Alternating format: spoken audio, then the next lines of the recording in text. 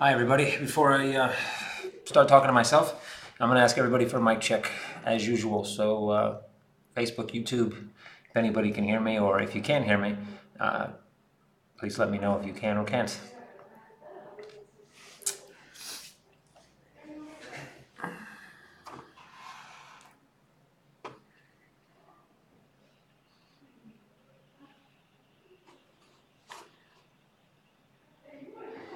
Okay, thanks, Carlos. Thanks, Ollie. Good to know. Okay, so we had a bit of an eventful day here at the office. Film crew was here making a nice little video about CoinMetro pretty much all day long. So I got a couple acting credits in for the day. So if I ever have to change what I do and I don't know become some type of low budget actor, I have a few credits now on my resume. Those who haven't been here before, I'm Kevin Merkel. I'm CEO here at CoinMetro. Every week on Friday, I do this little live session where basically we run through some curated news from around the internet, crypto news mainly. Actually, almost always all crypto news. I guess that's the point. That's curated by some guys, by an elite group of contributors and clients of CoinMetro. Then I go on to Reddit questions that were asked over the last week. Inside a specific Reddit thread that we set up every week for these AMA sessions. And then we usually do a quick update depending on how much time we have and what exactly has transpired over the last week. And then we roll into an Ask Me Anything on Facebook and YouTube. So if you're on either of those channels, you get to listen to me talk for about 45 minutes until we actually get into the AMA. But sticking around for at least for the first part, you're going to hear some opinions about some news. Sometimes it's enjoyable, I guess. So let's jump right into that without wasting any more time. So news from last week, I have 10 different news stories from last week. First news story up on the block. China requires blockchain-based information service providers to register using real names, censor posting, and store user data. Well, China obviously has a long, tattered history when it comes to censorship. Obviously, not just with blockchain and crypto, but just in general. So I can't say this is surprising. The one funny thing here is obviously blockchain information service providers posting to immutable databases. I'm not sure how they're censoring that data. Are they censoring the blockchain? That seems a bit difficult to do, I guess. If they're censoring the information before it goes on the chain, how exactly is that information going on the chain? So there's a few questions I have in my head, but this is nothing new for China. China kind of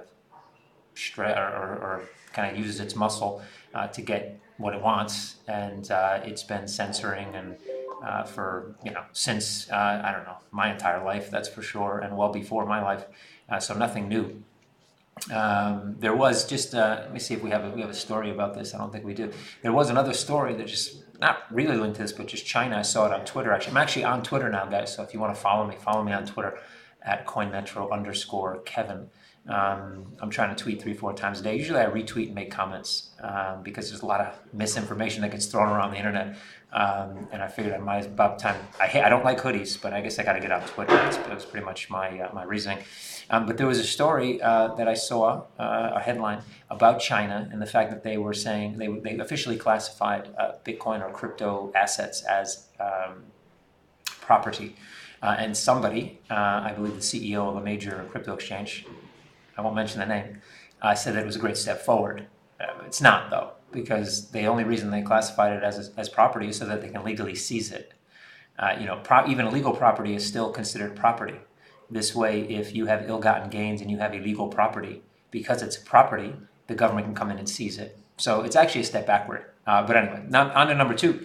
Out of 10, Hong Kong Stock Exchange regulate blockchain under existing rules. I would assume. Now, look. Here's a funny thing that exists here.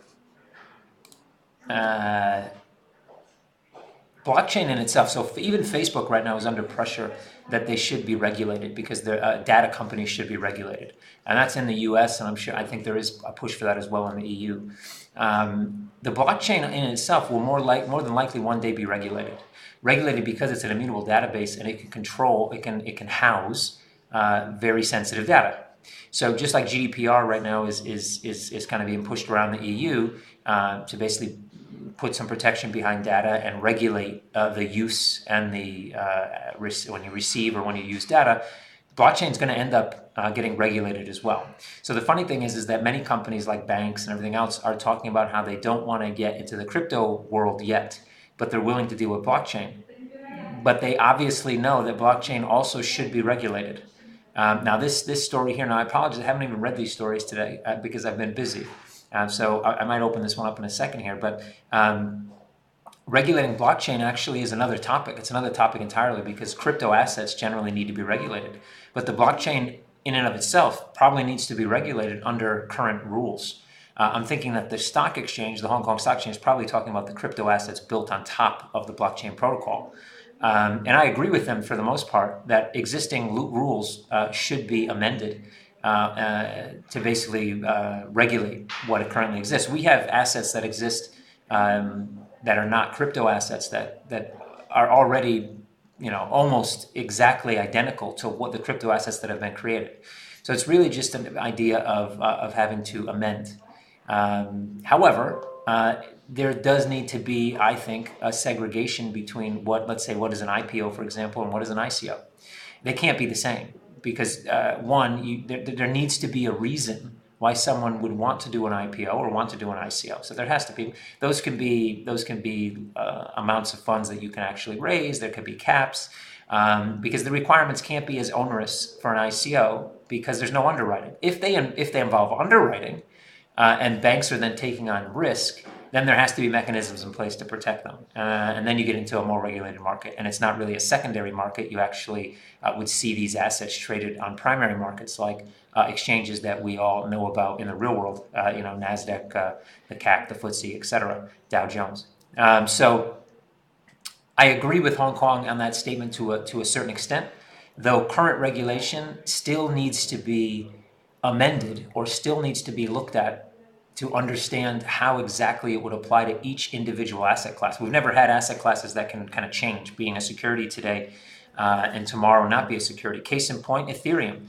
The SEC came out and said that about a month ago now, that Ethereum, that currently, under current market conditions or as of today, let's say, Ethereum is not considered a security. But Ethereum went through an ICO. So it actually was a security at some point. Now the SEC is saying, as of the day they made that statement, it was no longer a security. But they kind of stepped on their foot there because at the end of the day, what they're saying is that even if we call you a security during an ICO process, perhaps months down the line, you're not a security anymore. So you need regulators, you need a regulation, you need legislation that can actually be flexible enough to call something, a security today, and tomorrow call it something else. Number 3, I'll just caveat this to say that, but all those regulations currently exist. The problem is linking them together, and when does this become that? That's one of the real big issues. Number 3 on that list of 10, Feds promise AML crypto regulation by June 2019. Well, that's right in line with now the 5th money laundering directive here in the EU. As anybody who's watched this before will know, we came to Estonia because they were the first to adopt the 5th money laundering directive. They actually adopted it before it was even completed in November of last year. They just came out actually and gave everybody, I think, till 2020 to adopt. So it's within that same ballpark. I think that's probably too much. They shouldn't need that much time. That's 9 months away. AML and KYC standards exist on every single financial marketplace. They don't really need to rewrite the book on this one. So they gave themselves ample time to simply copy and paste, basically. But they're making progress. And I actually talked to somebody just the other day. I was in London yesterday, or the day before yesterday. Now, Jesus. And just to have a talk with a few people, and I was talking to somebody that asked me, do you believe in KYC? And before I could even answer this, says I don't. I'm a libertarian, and I believe that everything should be you should be able to do what you want. I think I wish the world was like that. To be quite, I wish that would work. It's kind of like socialism and democracy and communism. They all look great on paper. The white paper for socialism was fucking awesome. and anybody would have bought into that ICO, but it didn't really work out in the end, did it? Same thing for communism. Democracy, same thing. If you would have written the white paper for democracy, you know, back in the 1700s or 1800s, everybody would have been like, wow, this is a great system. This is going to work. You know, here's my money. Please take my money. They probably want a refund at this point, to be quite honest. It really hasn't worked out like it was supposed to. So, you know, at the end of the day, anyway, point being is that it's probably too long of a time to get things done. But you know, even if you believe in the fact that AML, that you don't like AML, you don't like KYC, the world we live in requires it. That's it. We don't live in a world where you can trust everybody, unfortunately. And we don't live in a world that you know, there aren't bad people doing bad things. And we don't live in a world where if you know, transact with the wrong person, you could be funding, you know, giving drugs to children, or shooting bombs into, you know, poor countries somewhere in the world. So, you know, unfortunately, it's needed. Number 4 on a list of 10, 8 million worth of crypto hacked from Trade.io's cold wallets. This one, I might have to click on this one. Cold wallets, huh? Let's see. Obviously, just like everything in the world, some people's definition of one specific thing actually differs. You know, not everybody, I guess, defines a cold wallet the same way. So it says bank. I did read about this actually at one point. Bank protected wallets. Okay, so just reading through, guys, because I just want to get a little more detail on this before I make my comment. Okay, so it says they're being protected by a bank. I'm not quite sure. If anybody knows what bank that is, please let me know. I don't see it in here. You know, it all comes down to what that protection is. Cold wallet should be not connected to the internet. The fact that these people or person hacked in, this leads me to believe that it was connected to the internet, which under my definition wouldn't be a cold wallet. You can't have a cold wallet unless it's air gapped. That's it. So yeah, unless somebody compromised, you know, 6 of the 8 multi-signatures on it and then got it online, which I guess is possible. I mean, you know, no matter how secure you make something, there's always going to be vulnerabilities. But I would think that they simply were calling something a cold wallet that generally just was a probably decently secured hot wallet. And I guess they learned their lesson.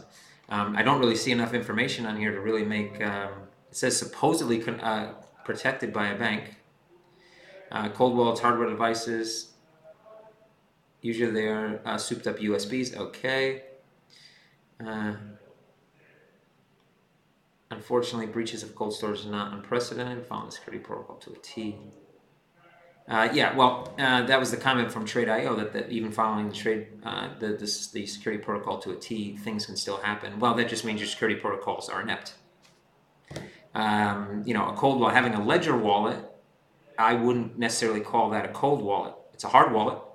Wouldn't necessarily call it a cold wallet, though, because it can still connect to a computer and connect to the internet. It's quite easy to do that.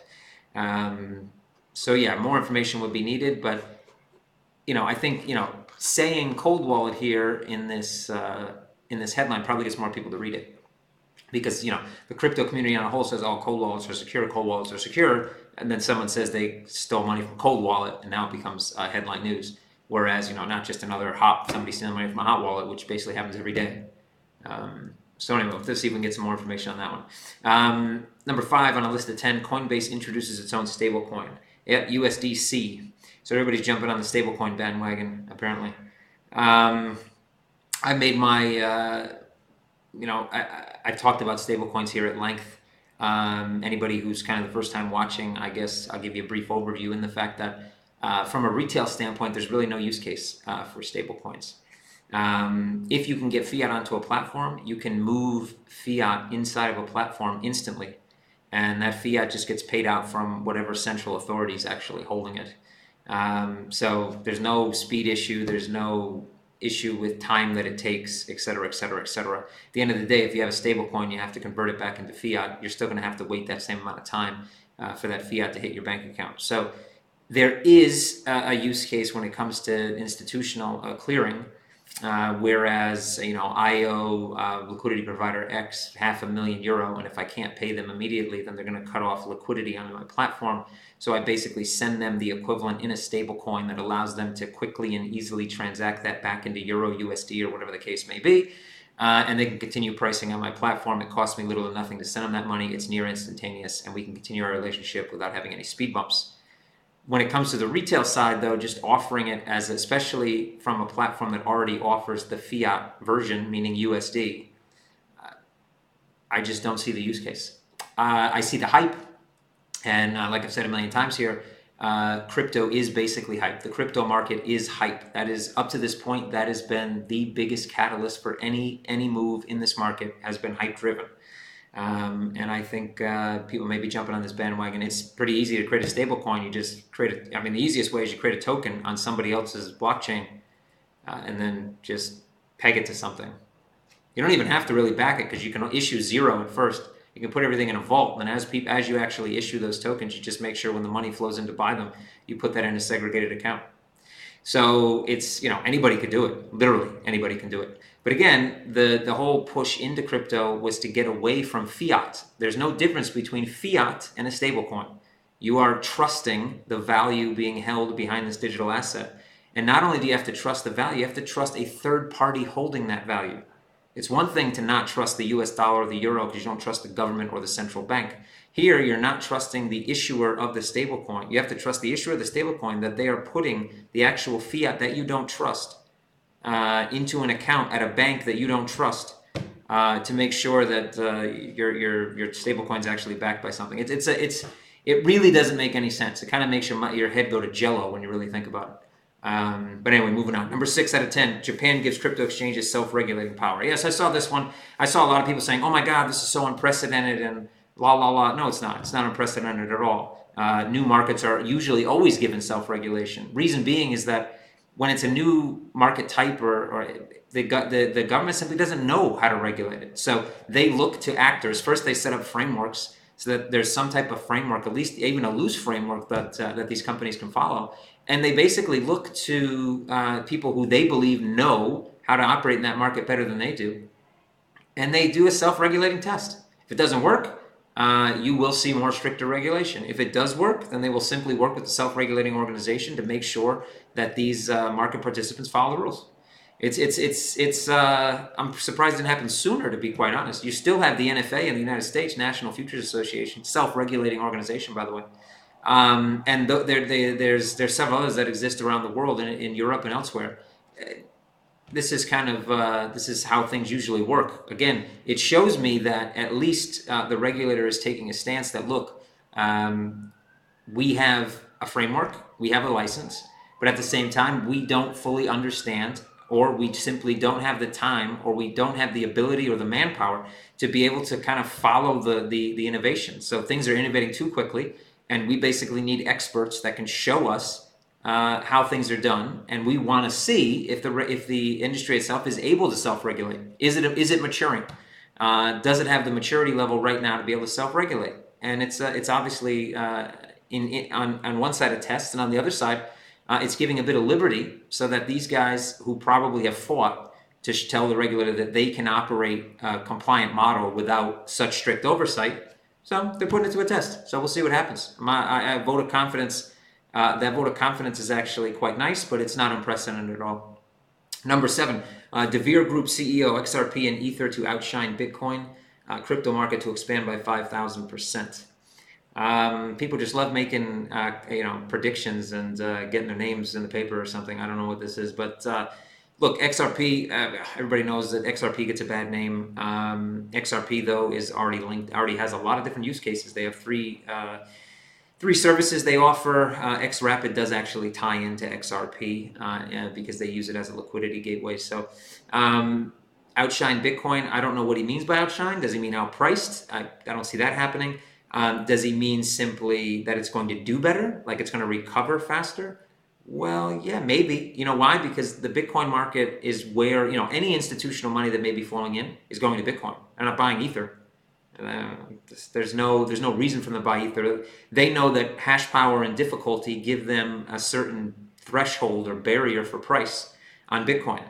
And that's where the liquidity is. Where the liquidity is where they're going to go, plus some price stability. And a new ETF or some new product that comes out doesn't necessarily mean higher pricing. And the reason it doesn't mean higher pricing is where are institutions? If 500 billion wanted to come in tomorrow, where are they going?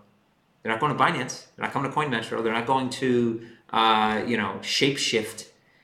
They're going to do dark pool deals over the phone through a desk with some other provider that already holds that much in liquidity. And when they buy it, they have to buy from multiple providers, and they're going to buy it at a fixed rate. They're not going to move the market. The actual retail market won't move. The price will stay the same. And they realize that. So I think what this guy is basically saying is that any push into any of those assets, whether it be just a small portion of what's going to go into Bitcoin, will probably cause the price to actually rise, because they're not going to do it through any type of desk relationship. They're simply going to go on the open market and buy it. To expand by 5,000%, well, I don't see a time frame on that. That's like me saying, I don't know, the Dow Jones will go up by 300% at some point in the future from where it is right now. Yeah, it would have to, because if it stopped going up, it means it keeps going down. If it keeps going down, eventually it's zero. So obviously over some time period, you're going to see higher highs. So whatever. Making predictions like this, I don't know if it's just for the notoriety or what it is. It's like saying, I think somebody, Dr. Doom, I think came out and said something along the lines of there's going to be a recession between now and 2023. Yeah, great. Well, should I pay you now? Because obviously you're right. But anybody can make that prediction. I want you to stretch it out even further. Sometime a recession will happen now between, I don't know, now and 2612. I guarantee it. Anybody want to take that bet? I'm just reading this 5,000% before 2028. That's 10 years from now.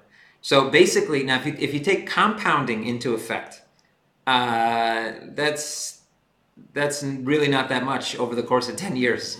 It's probably somewhere in the realm of a real, 18 to 2,200%, something like that. It's 18 times what it is now. So even having a mere fraction of a decimal of any other tradable market come into crypto over 10 years would have to increase the price by that much eventually. So, I don't know, so what would be my response to that one. Number 8, North Korea allegedly backed 2 cryptocurrency scams this year. Probably they backed more than 2. I don't know how that's surprising. It's North Korea.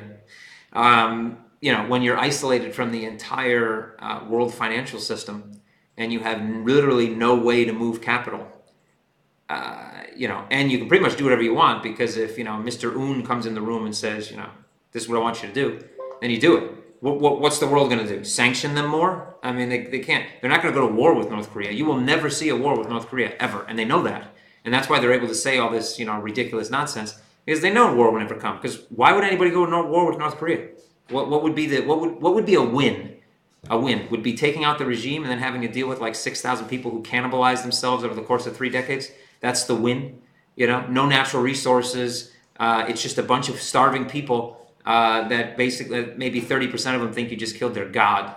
That's not a win, and that is that's the winning outcome. So the losing outcome obviously is much worse. I would say it's probably way higher than 2.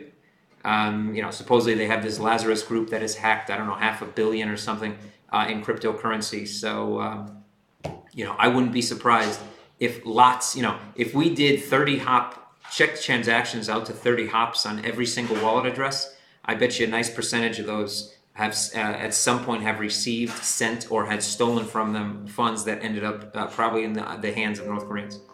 Number 9, Coinbase will soon announce its first IPO. Good for Coinbase. Obviously, it's about time. They definitely need to delve into traditional finance a bit more. Just trying to see, because it says their first IPO. Does that mean just first out of many countries, or are they actually IPOing a specific product? Let me see. I'm trying to run through this real quick. Obviously, it's going to be in the US, I would imagine. That's where they're based. So I think that's what the author meant. So they finalized deal with a value of the company at $8 billion. Coinbase is a big entity. They've done things right for the most part, unlike some of their competitors. They're branching out into different services so that when crypto trading becomes less profitable for them, they'll have other options. They're trying to break into the institutional side before there really is one, but they have enough money to be able to do that. They can burn some cash. So I think they're doing a pretty good job. I mean, I don't really have anything bad to say about Coinbase, to be quite honest. I guess we can nitpick on platforms and I don't know fees and all that stuff, but when it comes to their organization, I would say that they're definitely going down the right path. Tether gained 30 million from Coinburn. I made a post on this actually on Twitter as well. I mean, I don't know if the Tether guys just are just trying to get more years in jail, or it's just like, I don't know if it's a game they're playing, but they might as well come out and just call Tether, some type of promissory note backed by, I don't know, unlicensed collateral in an unlicensed portfolio of. I mean, they might as well just throw every keyword that they can out there because it's piling up. I mean, you have essentially what is supposed to be an asset-backed token tied to fiat currency, and you are burning tokens, which is manipulating the supply. When it's asset-backed, this is something much different than if it was simply something that was created to be sold and you burned it. Because at that point, you're not actually affecting the liquid supply. The liquid supply doesn't even happen until the thing is actually in market. Here, you're in market. You have an asset-backed token that is supposed to be backed by assets. So what they do, burn the fiat currency too? They had a bonfire out back and they took pallets of currency and burned it, or they just moved that currency out and bought some Lambos with it.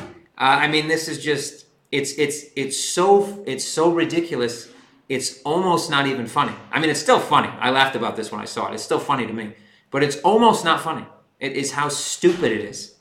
But Tether obviously from the beginning hasn't been the most well thought out master way to take over the universe. But this step, now that they're in the limelight already, and I'm sure regulators are looking at them, and legislators, and maybe judges at some point, bad move. Definitely a bad move. Okay, so I'm going to jump into the Reddit questions. Looks like we have, how many we have this week? 7. So not too bad. Well, one guy asked like 5 questions, so I guess we have like 12, but I'll try to wrap through these as fast as I can. Question number 1 from Reddit from Kesmet. He has 5 questions, 5 short little questions. Let's see how this works out. Hi, Kevin. Will the debit card launch this year? We're still working. So I think I made a bet with somebody about this, so I'll have to see how that turns out. But right now we are in talks with 2 main providers and then 3 other providers, so 5 providers in total. We're waiting on feedback from compliance and legal from one specific supplier who is a bank. So that we can understand where we can launch these cards first, exactly what kind of pricing we can offer, and how innovative we can make the actual card scheme. This obviously takes time, and it doesn't really necessarily take time from our side. It takes time from their side. We've been waiting to have calls with them again and sit down with them again. We will see them. We will go to visit and sit down with these guys again, I think November 12th, something along those lines. So talks are in motion. It is still possible, yes, that it could launch this year. But it really depends. With this particular bank, we're not talking with some providers. You're talking about 8 to 12 weeks just to get an approval from MasterCard. With this particular setup, it would be much, much, much, much faster. It could be 2 weeks, could be 3. So it just depends on how long it takes us to make sure that the legal is 100% correct. I know you guys have heard that from me before on other products, but that's just the way it works. We're not. You make a very grave mistake of jumping into the market as fast as you can and cutting corners now.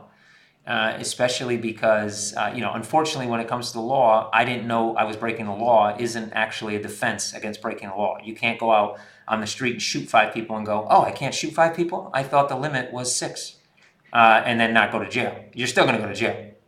You can't play ignorance and not go to jail.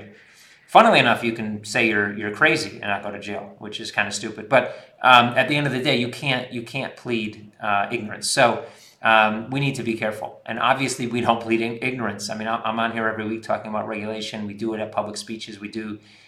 You can't then fall back and say, oh, you mean we need to have a license to be able to offer this card outside of whatever? I mean, that just doesn't fly. Number two, how will it work? Any special features? So yeah, those are some of the things we're working on. Multi-currency, being able to obviously not have to ask for funds on the card. You just have funds in your wallet. The ability to, let's say, have Bitcoin on your account, and if you go to the ATM, it will automatically exchange that Bitcoin into the exchange at the best price and give you the euro or USD or pounds that you're actually asking for. When will voice login be available? Voice login is ready. It just hasn't been uploaded. It hasn't been uploaded because it's part of a larger push that has some things that aren't ready yet. Definitely before we go live, it'll be launched. Definitely before that mid-December, end of December area, it'll be launched.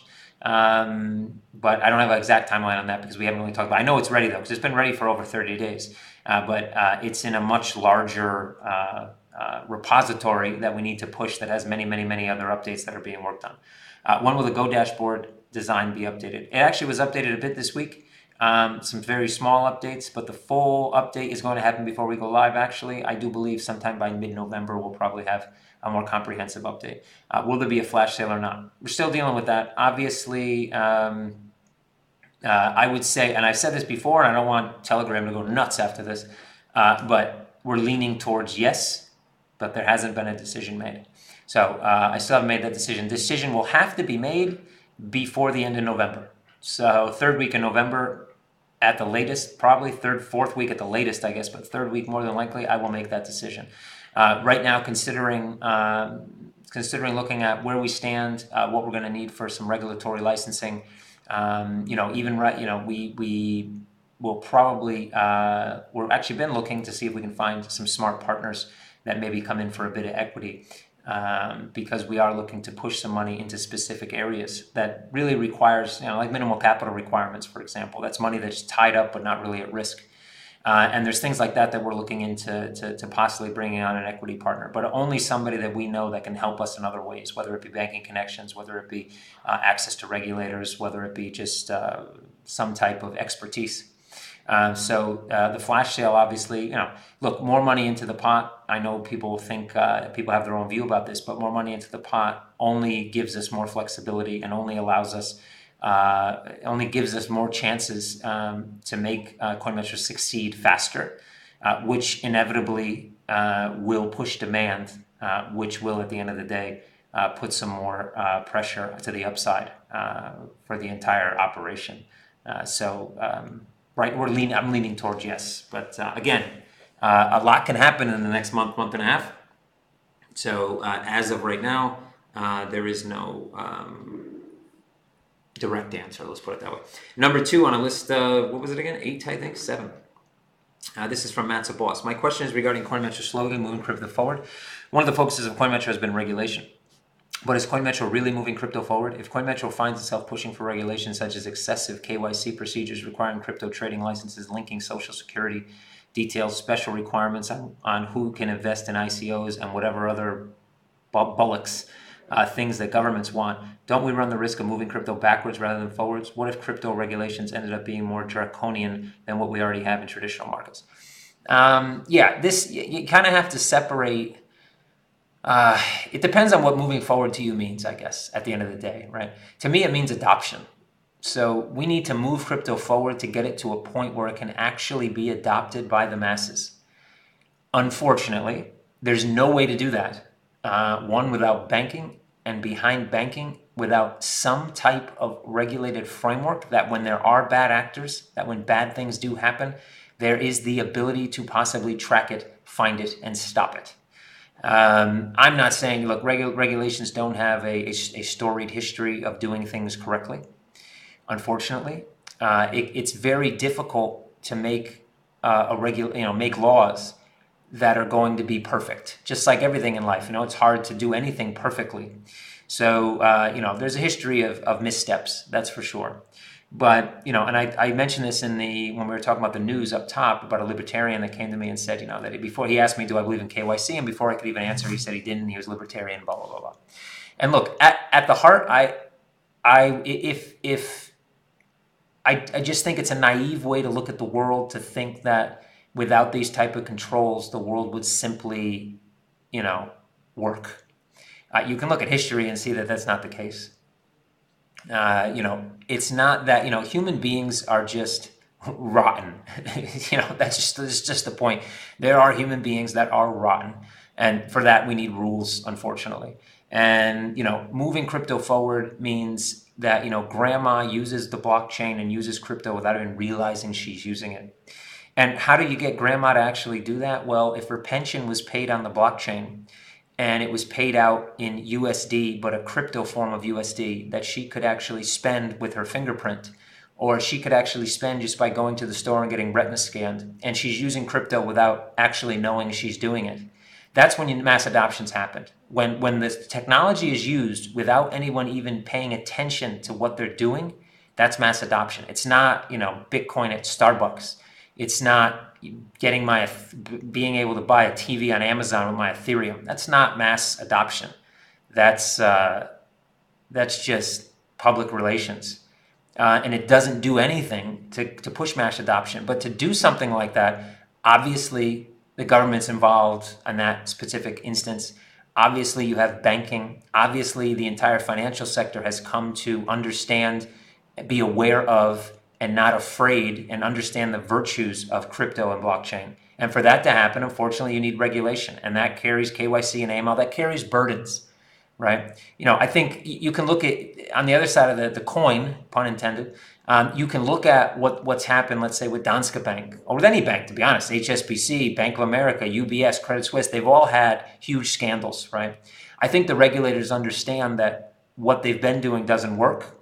So eventually regulation is going to be changed. Just like, when you have things like Uber and Airbnb that are changing the way that huge industries do business, that people thought were probably impossible to do years ago, and now they are possible.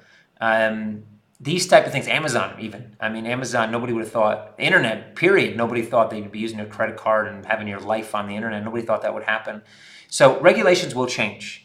But if we wait for regulations to change, then we're going to wait for mass adoption. And without the mass adoption to push the regulatory change, that's not going to happen either. So you need to start somewhere. So to move it forward, in some people's mind, you might have to take 2 steps back to take 1 step forward sometimes. But the end goal is most definitely to move it forward. And that means to make sure people use it. And unfortunately, there's no real way to do that if you stay on the outside of law, unfortunately. Number 3, SNCON. I've heard that the U.S. contributors will be able to keep their XCM, and that they will be able to apply when XCM is minted and the exchange is ready to be used. Will there be a delay from when we will be able to use the exchange, or will we be able to use the exchange immediately upon release? So, as I have discussed this kind of at length many times, this specific question about the delay, unfortunately, I can't really give you an answer to that. Because it depends on lots of things. And, we've consulted now, I don't know how many law firms, and right now we're in consultation with another one. There is, every 2-3 weeks, every month, we get a little more information out of the SEC. We get a little more information that kind of shows us where they're going in terms of token sales, in terms of crypto in general. So more than likely, there will be some caveats which will make the process a bit different from everyone else. But I don't envision any specific delays if they're not tied to you just fulfilling those requirements. So if there's a requirement, I'm not saying this is a requirement, let's just say there's a requirement that a form has to be filled out and it takes you 6 weeks to fill out that form, then it may take 6 more weeks. If it takes you a day, it takes a day. If it takes you 10 minutes, it's 10 minutes. But let's recap that question. Again, the point is that we are going to follow the letter of the law on the day we're doing it. And unfortunately, the letter of the law today might not be the same. So it's hard to give a specific answer. Number 4, CoinMetro fan. Hi, Kevin. In last AMA, you mentioned that some designers were hired that were not right for the team and you were let go. When did this happen? How many designers were let go? How they been replaced? How strong is the design team now? So they've already been, it's been a few weeks actually. So if you've seen our newsletters or you've seen anything that we've done in any part of the website, that is the new set of designers, not the old. It's rather interesting story, but I'm not sure I can share it yet. Let's just say that we with the team we had, we thought they were located in one place. They ended up being located somewhere else. They lied to us since day one. When we found out, then they lied to us again where they were. When we find out actually where they were, and we actually did the checks we need to do, just like we do on our clients, we found out some more interesting facts that made us that we had no choice but to stop the relationship. And when we stopped the relationship, they basically threatened us and extorted us and tried to extort us. And now we're in a whole nother legal dispute. They've threatened to release some of our designs and things like that they have, which I think they've already done on Facebook and Twitter once or twice. They're threatening to do it on a larger scale. Obviously, we will take legal action against anyone that actually gets access to any of that information. Also, the person that's trying to leak it, I don't think they quite understand that. So it's a bit of a messy situation. But our head of legal, Ingvar, has been knee deep in that for a bit, along with some other things, and he's working his way through it.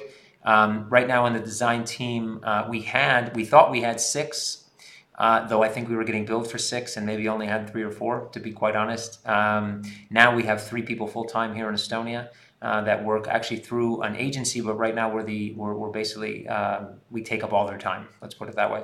And we're looking to hire 1 or 2 more. So we've pretty much replaced pound for pound what we had.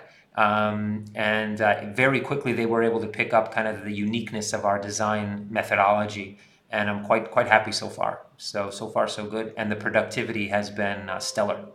Number 5 on a list of 7, I think. Diligent Techie. Hi Kevin, here are my questions. Have you ever invested in crypto? Are you currently invested? Yes and yes. 2, which crypto project most excites you currently? I don't really pay attention to other projects right now because I can't. I pay attention to mine. I don't really know, to be honest. I think, there's a lot of interesting ideas, but I haven't really seen anything, old or new, that really shows me that people are taking those ideas and putting them into action. So I can't really answer that question. Sorry. How far away do you think regulations are? I think 2019 is the year of regulation. We're going to start seeing frameworks. We're going to start seeing initial pushes. More than likely, it'll be a little loose at first, but I think we're going to start seeing major pushes in G7 countries 2019. That's going to be your major headlines throughout the year. Regulation, legislation, and probably civil and criminal penalties to many different operators inside this industry. What are you doing this weekend? Is Estonia a fun place to live? I'll be working this weekend. I'll probably do something with my daughters, so we'll go out to eat, maybe go to the movies one day. We'll do something, but overall I'll be working. I have meetings actually tomorrow as well from 1:30 or 2 o'clock here in the office. So usually I work. I don't usually take weekends off. I'm usually working regardless. But I will try to. I usually try to do at least something with my daughters. My little one was sick today, so we'll try to get her out of the house and put a smile back on her face. At least that'll be my goal. Number 6 on a list of 7. Hi Kevin, your take on Swinsa.io, an Estonian-based ICO company that looks like a similar property ABT setup as Hansacoin. Both be perfect for a property-based ETCF. So I haven't actually seen these guys. Let me see if I can just open up. This is going to be a very brief overview because obviously, I haven't seen it before, and I actually don't look at these questions before I get them. I like to be spontaneous. So, all right. So they're looking for 75 million, which is quite aggressive. And let's see, we build upon the typical real estate industry. So they have utility bills providers. So at first glance, obviously, it's a bit more ambitious. It's not necessarily focusing on the assets themselves, but it's focusing on an ecosystem. So the problem is there's no liquidity in the real estate asset market. I don't know if that's really true. Transactions, time and cost money, and they're timely. They're not timely. That's definitely true. Okay. Cross-border, okay. Solutions, tokenized real assets on the blockchain, okay. Topically,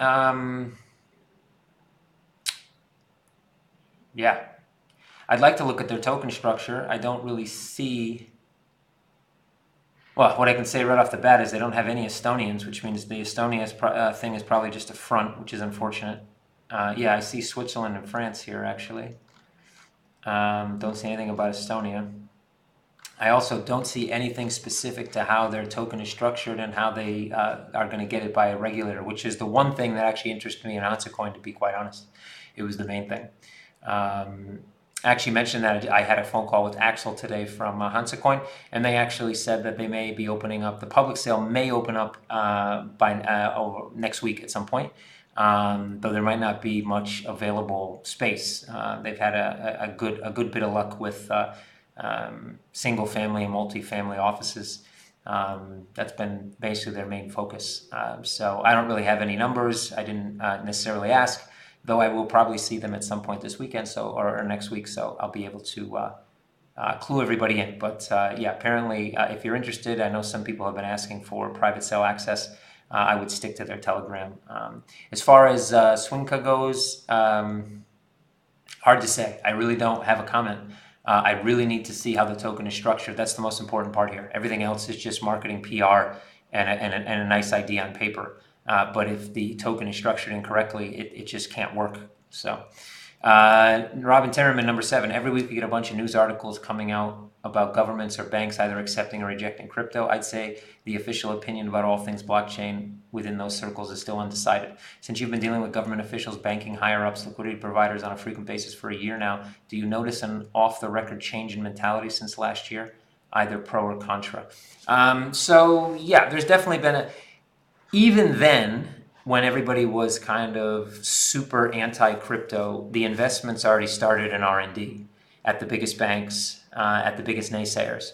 So I would say what's happening now is it's been a year, they're starting to see that there is some movement towards regulation.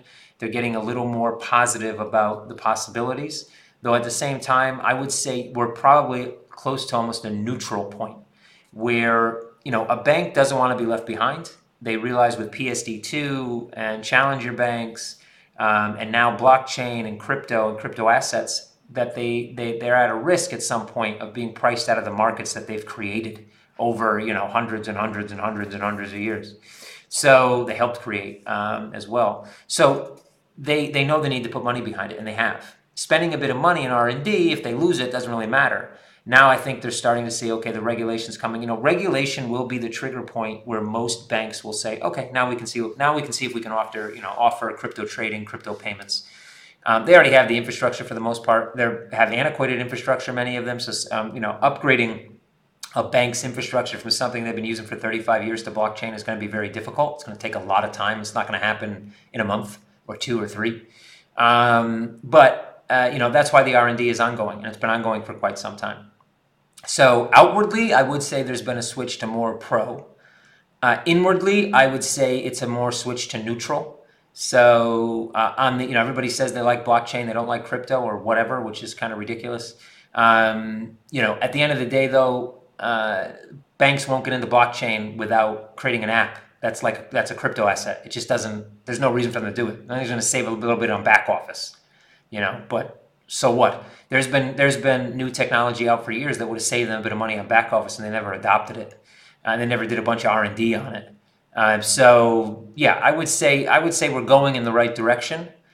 But the negativity that most people see is not really that much due to crypto. People don't get bank accounts not necessarily because they're a crypto company. But what happened is that a bank started to hear that, people would come in and say, dude, I got this fantastic idea. We're going to disrupt the entire distribution of cow's milk on the blockchain and, whatever. And they just got so many stupid pitches.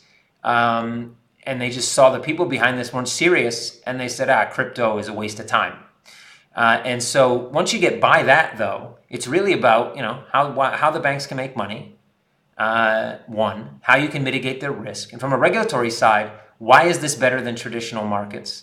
What is the benefit to the end consumer, and how do we protect them? And those questions aren't that hard to answer, to be quite honest. Even a shitty white paper answers some of those questions.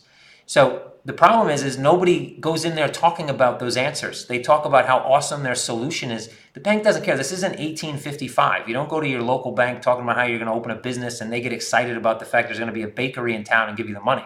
They don't necessarily care about your business itself. They just want to make sure that they're protected and that they don't have to spend money to service your account, period. So I think more in general, you're starting to see the adults come into play in crypto. The adults are talking to other adults, and things just get resolved that way. And I think that's more or less what's been going on. Okay, guys, I'm going to jump into the AMA. We got about 9 minutes to the top of the hour. I never really cut these things off in an hour. You keep asking questions, I'll keep answering them. So I'm going to start off here on Facebook quickly. Maybe. Let's see. I'm trying to load this. Actually, Facebook looks like there's not much going on. So let me see YouTube. Just give me a second, guys, to load YouTube on my side. I don't load it while I'm talking because I don't want to get, one of those frozen moments. So I usually wait. This way, if I do freeze, let me shut off my audio so I'm not talking to myself here. Okay, perfect. Okay, so Jet Fuel from YouTube asked, do you think the crypto market will grow to more than 1 billion market cap? Yes, 100%. I'm not going to tell you when. I'm not going to give you a stupid prediction like by 2033. Obviously, it has to grow past 1 billion. It has to grow past 1 trillion, to be quite honest. At some point, the market, if it's successful, has to grow because you're getting more assets, more liquidity, more funds are rolling in. Whether there's demand, whether there's supply, bull market, bear market, it doesn't matter. The market has to expand. So you can still expand a market in a bear market. And, so that's, that's just the way it works. You can add more assets, which adds actually more liquidity into the market, even though the market may be pricing less.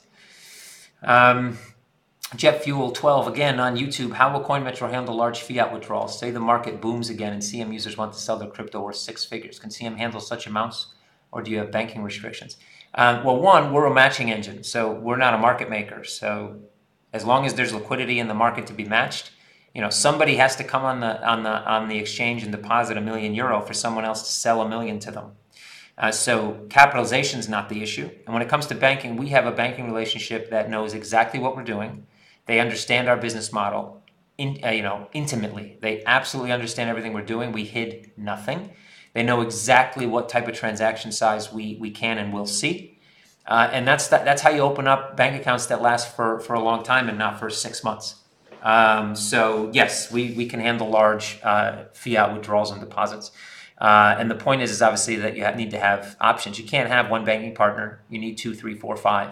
You need to be agile enough, and you need to be, let's say you have a large enough footprint so that at the end of the day, when, if the proverbial shit hits the fan, you're not stuck and you're not holding back withdrawals or deposits from your clients. Matt, with the current IBAN provider, is it possible to get multiple IBANs? For example, I could have a euro and an IBAN that converts to Bitcoin when I send money to it. Let's see. Euro and an IBAN that converts Bitcoin. Multiple IBANs wouldn't be an issue. Because you can also have multiple debit cards linked to multiple IBANs or a single IBAN.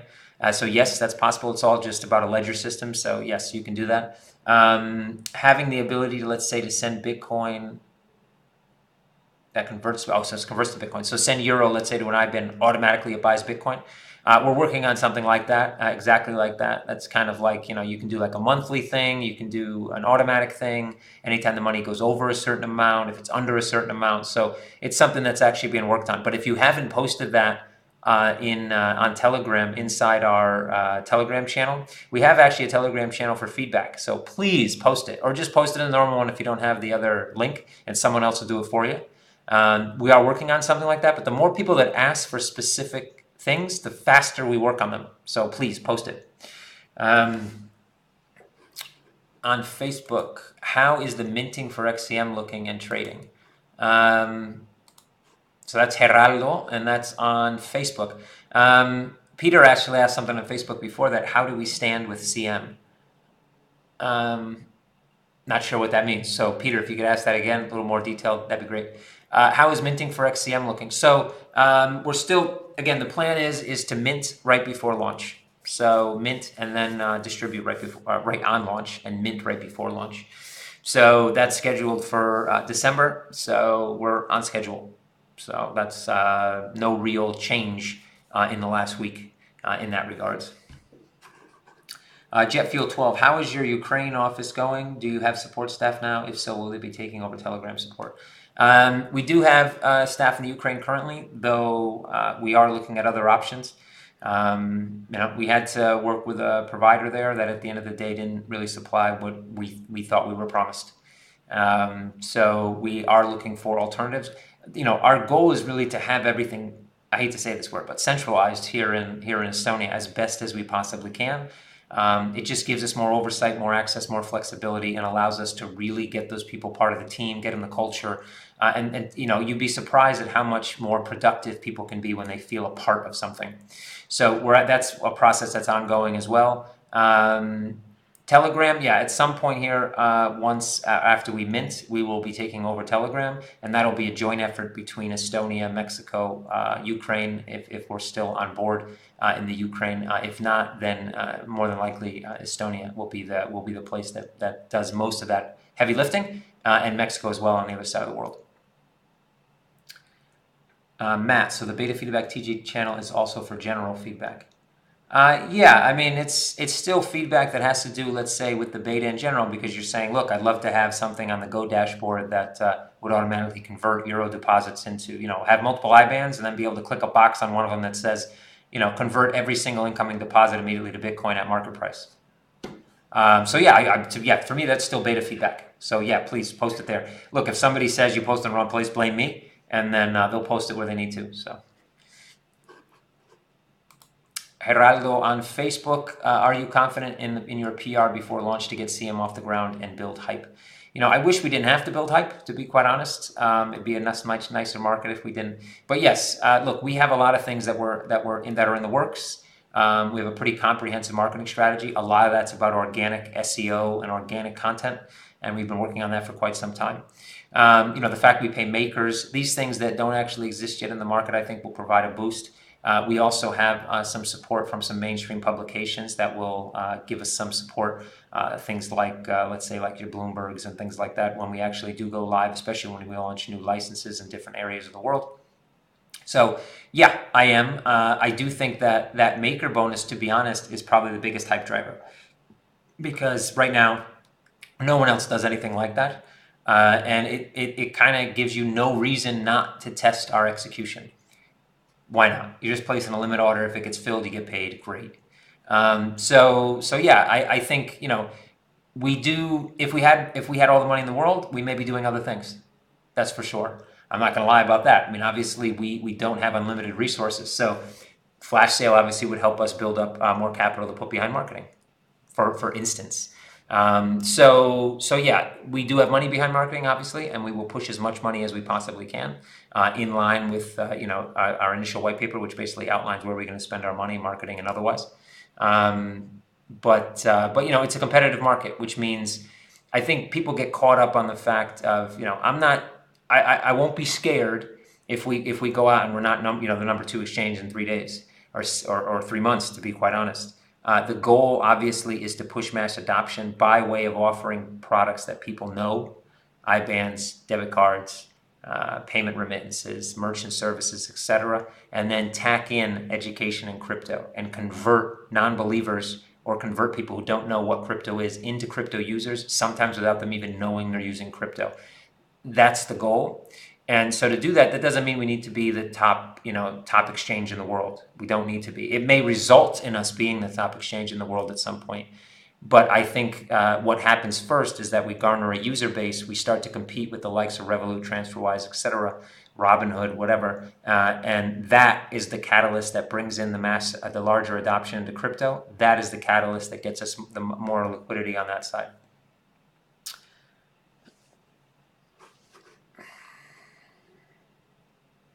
All right, it's actually exactly top of the hour now, 6 o'clock. New question coming in on YouTube. Matt, update on the Smart app. Will the API be released during the beta? I actually do have an update. I actually missed the whole updates, actually. So I got a nice little update roundup here. So this is just completely tech related for the most part. So I'm just going to run down them. And this is part of the update, actually. So Go Dashboard homepage, wallet selection has been updated. On the Go Dashboard side, the sidebar has been deleted and all options have been moved to the top bar. This way, all pages of the Go Dashboard have more space. The Go Dashboard wallet page, page layout has been updated. Simple, intermediate, and trade Platform's quick navigation buttons have been updated and optimized. Now all pages are selectable in both buttons. CoinMetro Smart App added wallet page to prototype for both iOS and the Android version. It's CoinMetro Smart App as well. Android version will be released on Google Play between the weekend and the beginning of next week. And front main website paper trading contest page has been published.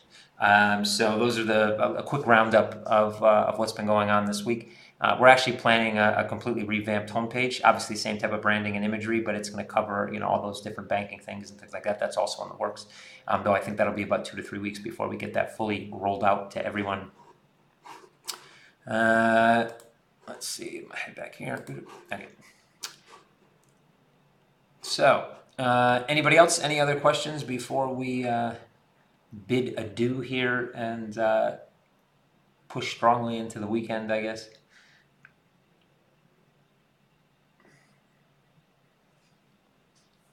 Just going to mention again, in case somebody wasn't here, the Hansa Coin guys have asked me just to make a quick mention that their private sale is going well, and that they do plan possibly to open up a small piece of the sale publicly next week. Jump on their Telegram. That's Hansa Coin is the name of the channel. It's HANSECOIN. If you have questions or just want to be in the loop, and they'll let everybody know from that channel. JetFuel12, looking forward to the platform going live on YouTube. Same here. I think everybody in this building, actually, even people that don't work for CoinMetro at this point that see us in the elevator and stuff, can't wait for it to go live. It's going to be an exciting day, the start of I think, a very exciting journey. And yeah, we're all like kind of in breathless anticipation. But again, we want to make sure things are done right. And I think at the end of the day, while you may not see it on my face, I'm probably one of the more frustrated people because it's mine, and I would have loved to have it up 6, 7, 10, 12, 2 years ago, to be honest. But I also am a realist, and the experience tells me that we need to do this right. And sometimes doing things right takes more time than doing them wrong. Geraldo. So the Smart App is a new app, part of our ecosystem that we publish that'll offer a different set of services than from what the app currently offers. So anyway, I won't give you too much information. I'll keep it a surprise. But it will be released as I have in the little update sometime either this weekend or beginning of next week, so you'll be able to take a look. Keep an eye out on Telegram, and we'll make an announcement once it's live. It'll come out on social media too, so anywhere you're following us, you should see it. Matt, Go Dashboard changes are a great improvement. Have a nice weekend, Kev. Thank you, Matt. Appreciate it. Everybody, please, if you have some feedback on those changes, let us know about it. Obviously, those changes have been made based on feedback. But it's always good to find out what people think once they're published. Because sometimes we do changes that that I don't like, some people inside the business don't like, but everybody on the outside loves them. So it can be hard to make something that kind of is compatible with everybody. So please let us know what you think. Always appreciated. Okay, guys. Well, look, it's 6:04, 6:05 here in Estonia. As I do every week, I'm going to thank everybody for coming by. Thank you guys for sticking with us. Thanks for your patience. By the way, if you look at the meme wall behind me, there's been some new additions. I haven't been able to frame some of these guys yet, but they will be framed at some point. I'll get somebody to do it.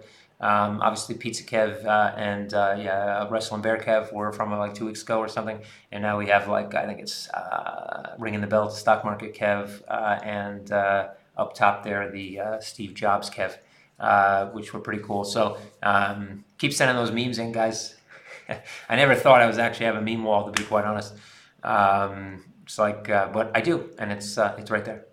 So, all right, guys. So have a great weekend. Spend time with your family, friends. Please don't look at the Ethereum price. But as always, if you're a religious person, please pray that it goes to 700 on Monday and then falls to 35 on Tuesday. Just give me enough time to cash out. Everybody will get some bonus tokens. How's that? Have a good, like I said, have a good weekend, and see you guys here next week. I will try to get into Telegram and make my presence known at some point here during the weekend.